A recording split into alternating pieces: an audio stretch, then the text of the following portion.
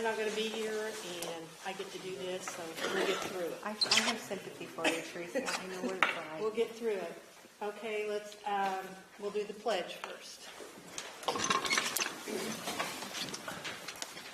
Pledge allegiance to the flag of the United States of America and to the republic for which it stands, one nation under God, indivisible, with liberty and justice for all.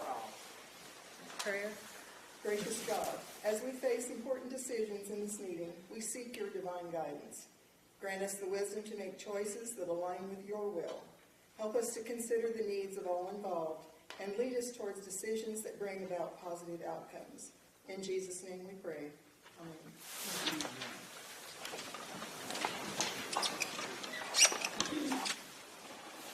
Roll call. Teresa Bank, Present. Tim Brown, Carol Cole, Here. Julie Edwards, Here. Chrissy Grant, Jeff Gregg, Here. Clay Hardy, Here. Keith McCormick, Christine Matlock, here, Tad Mayhall, Tricia Miller, here, James Mitchell, Tim Morse, Here. Gene Price, Austin Pritchard, Here. John Stroll, Here. Larry Seifert, Here. Don Tate, Here. Christy Wofford, Brent Wallace, Judy Wood. Here. We have performed. Okay. I need a motion to approve the minutes from the November 13th meeting. So moved. I'll second. All in favor? Aye. Public body comment. Okay, go ahead. I brought my timer, Jake, so I gotta set my timer. Okay, so I went to the Clean Grid Alliance meeting at the engineers building the other night. I heard an awful lot about how great the things they were going to do for us. So I've been doing some reading up on it. And in the next 5 years, our electrical grid needs about 50% more electricity.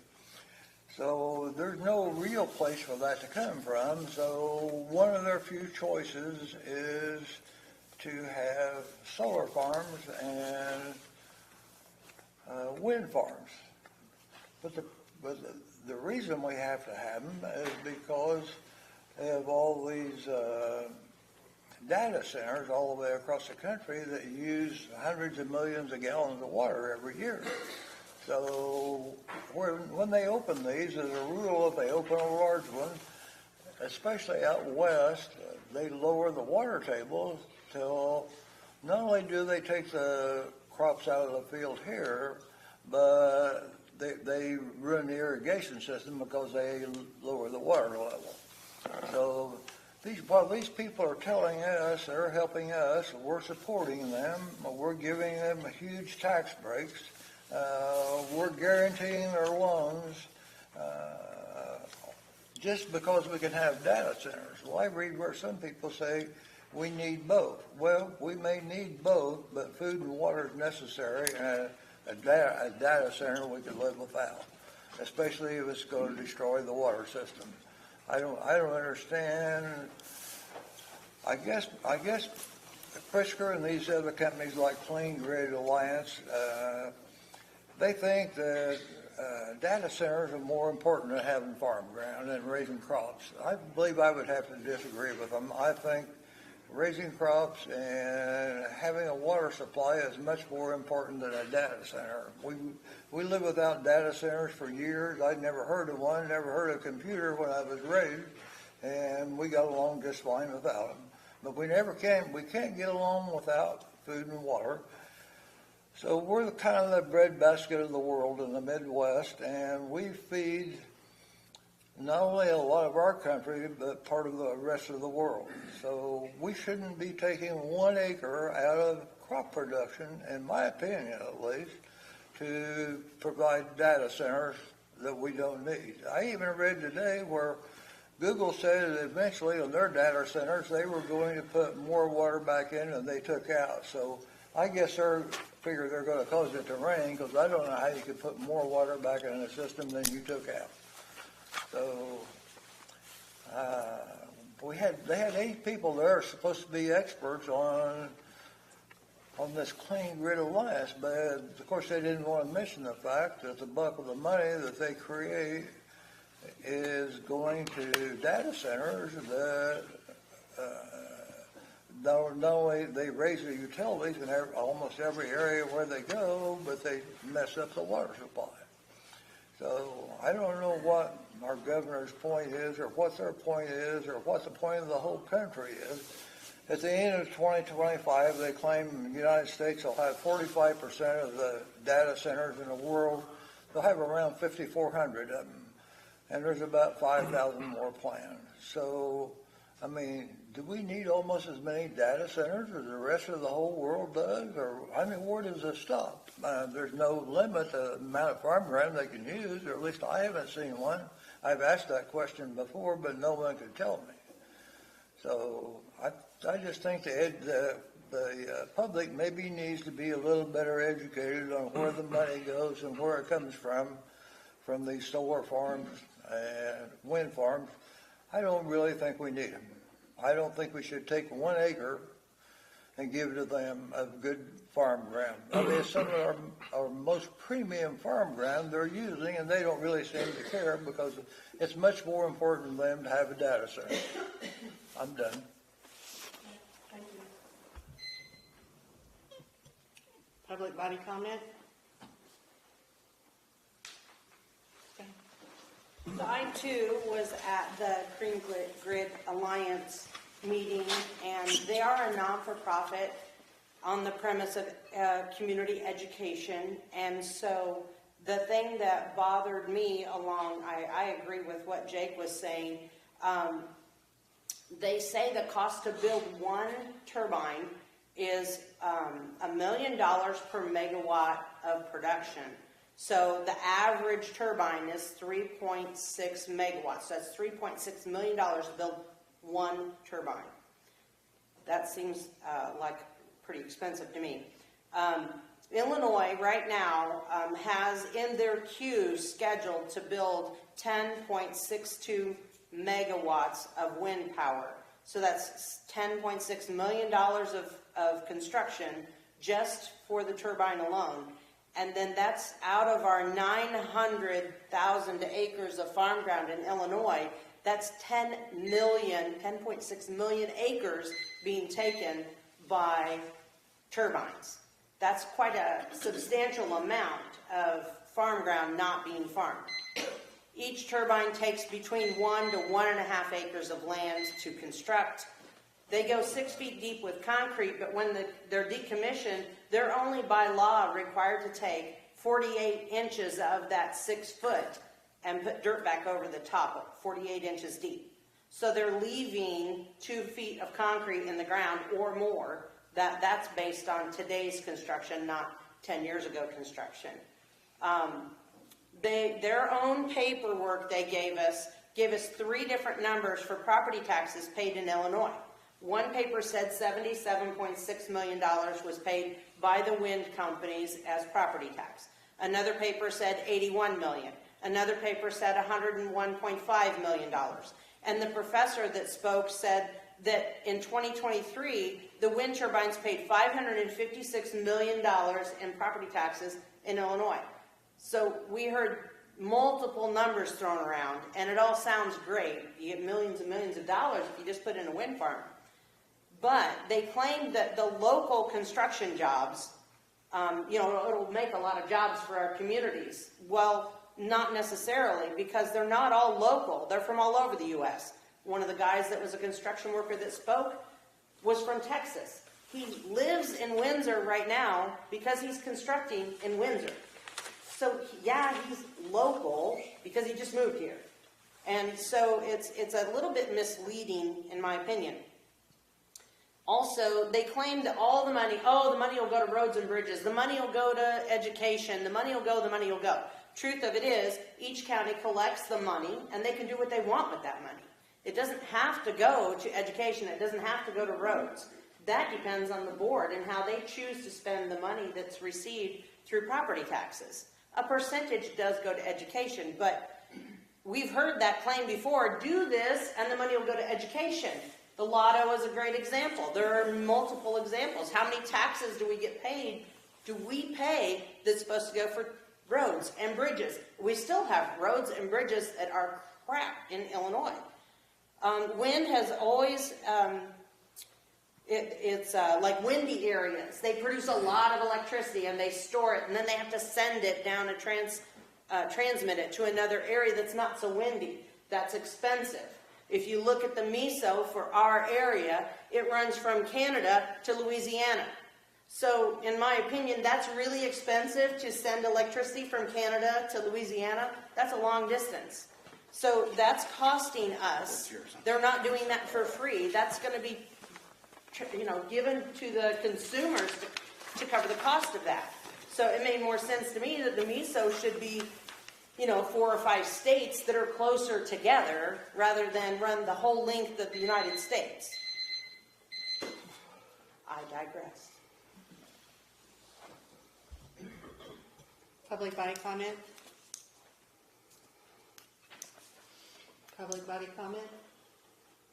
I just got one little bitty one here. They was talking about those, I said, they show these videos, you see them cutting down these wind farms all the time, you're taking one down, wham, and they scrap it out.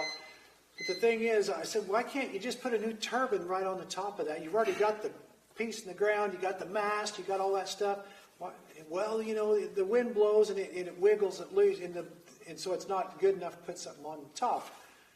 I'm thinking, if this is going to be an ongoing thing, that's going to be something that we're going to invest in, and it's all good, then why are they putting a shaky foundation under these things? It's only going to last 20 or 30 years, and they're no good no more. Well, that's baloney sauce. If you're doing something and you're going to do it forever, you put a good foundation under it, and it'll hold up. Yeah, I just think it's I think it's smoke and mirrors, and they're, anyway, I'll just stop there. Okay. Public body comment? Public body comment? Last time, public body comment. Okay, we're going to move on. Okay, we've got a vacancy in District 7 due to the resignation of Sonny. We have nobody's name right now. That's been, Sonny gave his resignation last meeting. Okay, Michaels, you've got everything here that Road and Bridge came up with, and unless anybody's got any questions about any of this specifically, we're going to do a roll call vote on it and stuff. So if you look through there, if there's anything that you have a question about, he's here, he can answer. Motion? Second? Okay, now, has anybody got anything that they want to ask Michael? If not, roll call, please.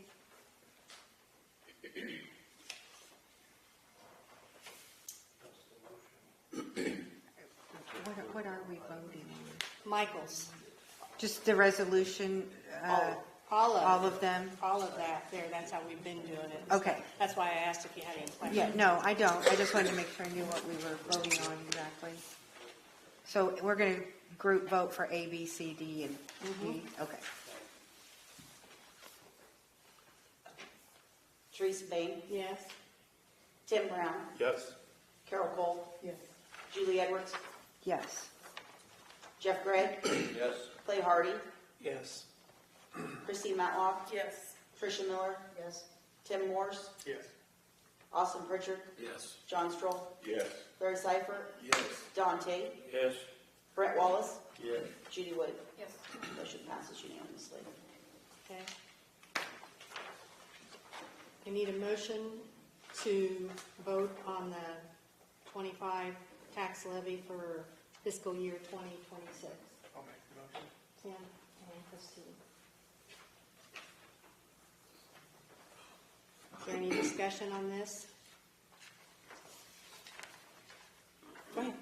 Was the Shelby County Treasurer included in coming up with the tax levy for Shelby County? Tax levy. You mean the figures that we came up with for the Yes. levy? Yes. Well, I'm pretty sure she was, wasn't she? She wasn't at the last meeting that I was at, but I have to think that she was involved. Let me rephrase my question. I talked to her today. She was not involved. Why is the treasurer not involved in figuring up the tax levy for Shelby County? You mean breaking down the percentages of what everybody gets? Is that what you're saying? Yes. She's the treasurer. She knows when the meetings are. I don't think we put a sign on the door that said she couldn't come in. Is she invited? Has somebody asked her to attend the meeting?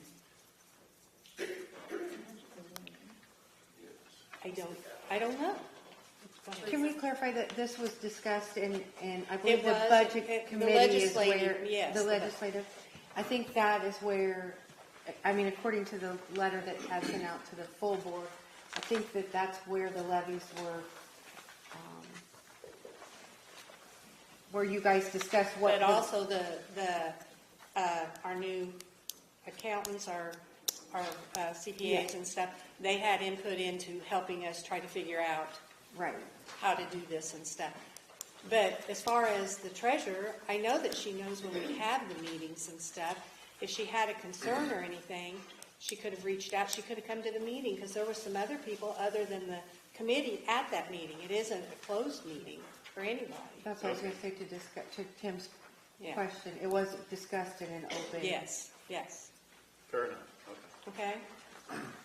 Tim, did you happen to read Tad's letter that he sent out today? I did. Teresa, I was asked to share this with everybody, and this is from Chairman Mayhall.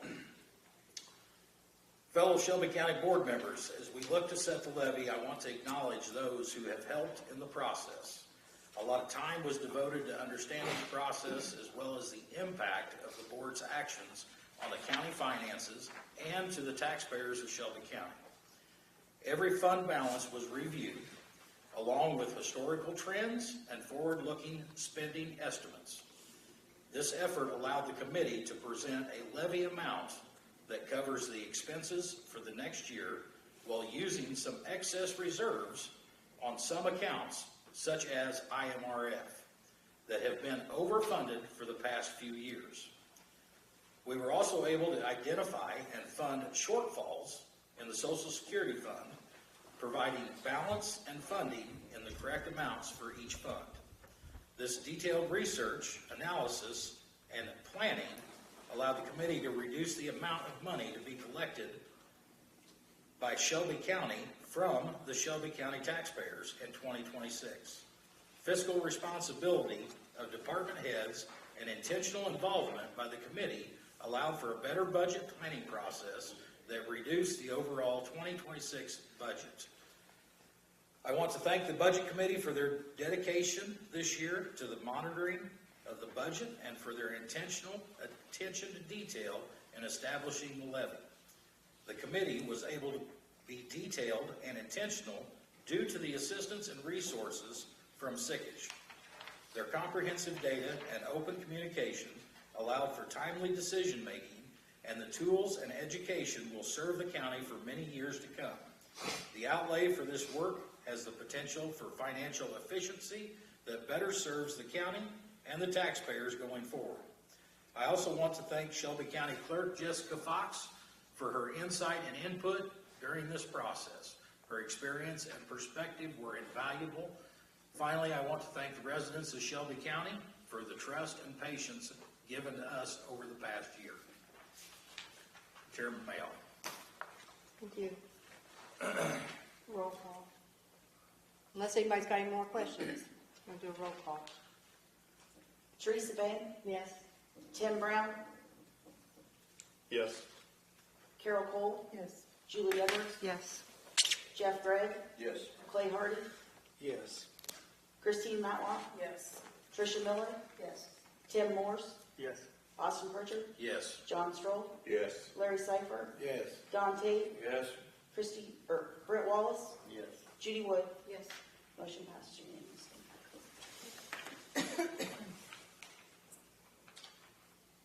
Okay, the next one is the discussion and vote to approve the calendars. I think everybody got the update for the board meetings and the schedules for the committees and stuff. Do we need a motion? I need a motion. Dante, Austin. Anybody got any concerns or questions about the meetings and stuff? Okay, all in favor? Aye. Committee reports. We have it. Is there any opposed? Okay. Committee reports. The Finance Committee met Tuesday and paid the bills. We didn't have any problems then. I did Road and Bridge on Monday. We got through that, paid the bills there. So, anybody else got any committee reports? We'll move on. He's got chairman updates and correspondence. I have none. Okay, and then chairman appointments. Need a motion. Let me read the names first. James Brent Fogelman to the Sheriff's Merit Committee, Ryan Spain to the Airport and Landing Fields Committee, Christine Matlock to replace Carol Cole on the Airport Committee, and John Stroll to replace Julie Edwards on the Public Safety Committee. Motion to accept these. Judy, Christine. Can I ask a question? Sure. Why is Miss Julie Edwards being replaced? It's at the chairman's discretion. That's true. Yeah. It wasn't my request, it's at the chairman's discretion. So, all in favor? Well, can I ask why she was? I wasn't told. I don't know. I have no idea. I don't have anything to input. You'll have to ask Ted. Okay. Okay, thank you. Okay. All in favor of these appointments? Aye. You need to ask if anyone's opposed. Is anyone opposed? Yes, I'm opposed. Wait a minute, there's three. Okay. You got them?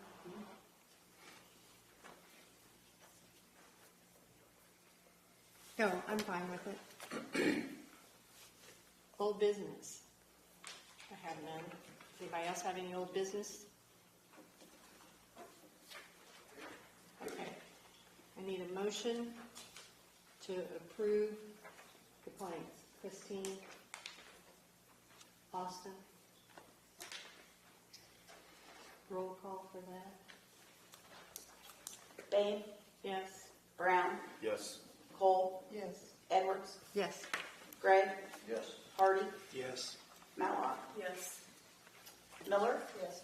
Morse, Yes. Pritchard, Yes. Stroll, Yes. Seifert, Yes. Tate, Yes. Wallace, Yes. Wood. Yes. Motion passes unanimously. Okay, back to public body comment. I also attended the WIND meeting last night along with Clay and Joanna. I've been trying to get educated on this for a long time and keep an open mind about it. I'm still not totally decided, but there was one thing I learned, and that is that these wind farms or solar farms significantly increase the tax revenue for a county. Logan County has seen that. Bloomington, McLean County has seen that. And if Shelby County is looking for some way to increase our property tax revenue, I don't know how else this county is going to do it. We have about 23,000 people living here now, and we're probably going to have that or less in the future. Also, we probably all know that electricity demand is increasing.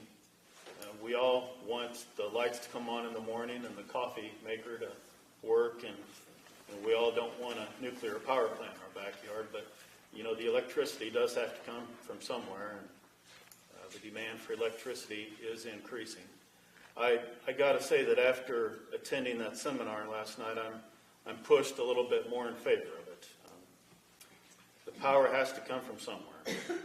Thank you, Mr. Chairman. Public body comment? I just want to clarify what you read, or we to understand the tax levy is reduced this year from what it was before, correct? Yes? Yeah. In regards to the gal's comment earlier on the megawatts on these generators, for those that don't know, don't be fooled by a placard. When it says 3.2 gigawatts or megawatts, whatever the rating is, that's if it's operating at 100%. Wind farms in the Midwest operate between 20 and 35% on a good day. So, thank you.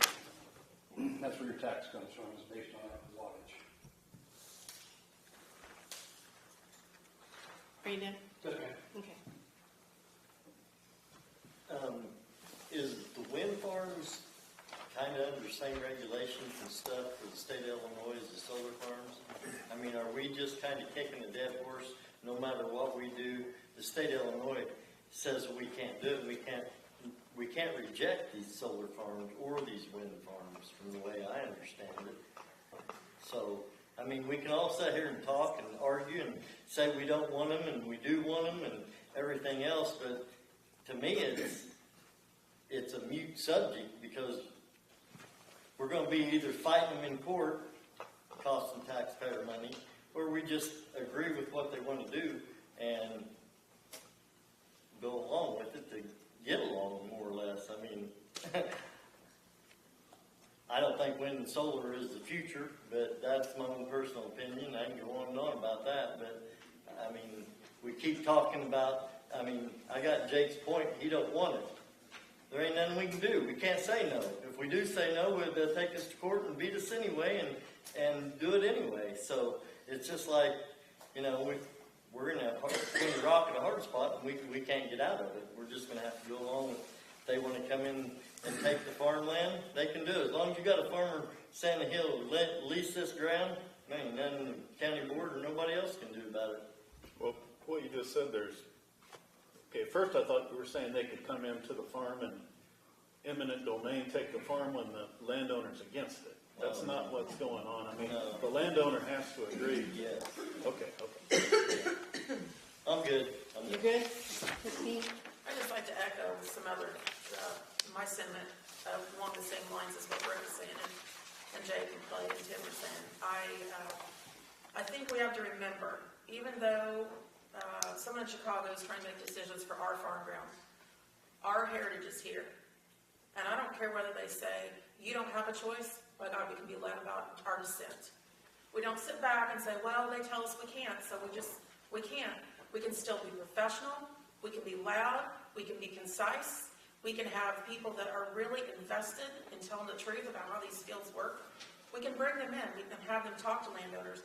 I don't want any of my constituents to be misled by these people. And there may be a few that are wonderful companies that do great things. But when you talk about taking and putting a solar farm or wind farm in the middle of somebody's family ground, I don't care if they've had it for 5 generations or 2 weeks. That's their choice, and I want them to have all the details. And the more that we talk out, and the more that Brent tells his constituents, and Tim tells his, they'll ask questions, and that is where our goal is. We've got to stop saying, well, they say we can't, so we have to vote yes. We don't always have to vote yes. They're not going to send us to Vietnam. So we have to make up our minds that we're going to say we don't like this, and we're going to stay loud enough that people pay attention. Because we have watched other counties that have done things in their road use agreements and such that have kind of held them to the mark somewhat. And we have to stay to that. We can't just back off because someone says no. Nothing changes if you don't say no, you know it's wrong. That's all I gotta say. Okay. Public body comment, Tim? I went to the same seminar and got a lot of the same points that the other guys did. One thing that stuck in my head was that they kept saying that it would increase property values. And I had actually heard the opposite, and that's the only time that I've heard that people were able to actually keep from one of the solar fields from coming in, because they were able to prove in court that it was going to take away from their values of their homes. So that's always something to look at. I mean, they're going to say, yes, it's going to raise your value, but how many people are going to run to buy a house next to a solar field or a wind turbine?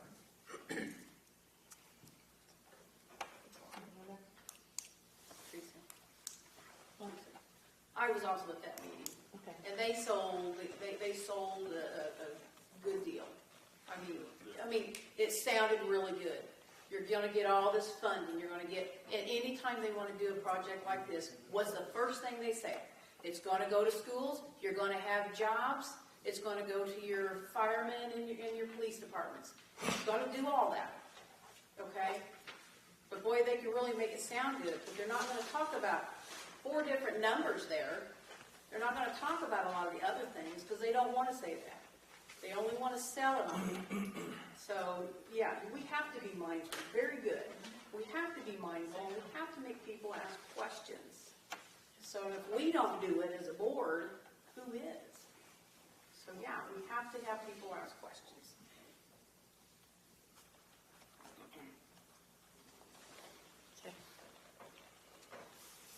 If you're against the wind farms and solar farms, you need to talk to the school boards, the school superintendents, the municipalities, the mayors and the trustees of the villages, because we've seen it in the past where the school boards and the school superintendent will sign contracts or agreements with the wind farms and the solar farms, and they would be held to the agreement that they have to go, when asked, to another public body or meeting and speak in favor of the wind farm or the solar farm. And they cannot decline to do so, and they cannot speak against it. Otherwise, all the money that they were promised, they have to pay it back. Mount Pulaski got into that situation, and when we wrote about it and exposed it, they declined to sign the contract. We got there in time to know that the contract was going to come up for a vote and they were going to sign it, and we got a copy of it, and that's what was in that contract. And it's in other contracts with other school districts. They'll have the superintendent and the school board chairman go up and tell you it's the best thing since sliced bread. But at that point, I believe they have to say that. And they're mandated to say that in order to keep getting that check. That's all I got. Thanks. Public body comment? Can I have just 2 minutes? I know I. 2 minutes, yes. Okay. Well, this whole thing just kind of, it reminds me of, like, the colonists, when they had to house the British soldiers, they had to do it. Why do we have to, if we're going to have some green energy, and I'm not against green energy, why do we have to do it their way? We have a dam right over there, and I know it's a flood control dam, and I know it's a federal dam, and I know these things, but why couldn't we make it a hydroelectric dam? And I know it wouldn't be like the Hoover Dam, but it would produce some electricity, and the tornadoes wouldn't tear it up. Why do we have to go by their plans? If we're doing something green, let's do something green. We got a dam right over here. We could do it. I just don't know why we have to go by their plans. Anybody else? Public body comment? Public body comment? Motion to adjourn? Oh, look at the hands. All in favor? Aye. Hey, everybody, before you leave, I want everybody to be safe going home and everything.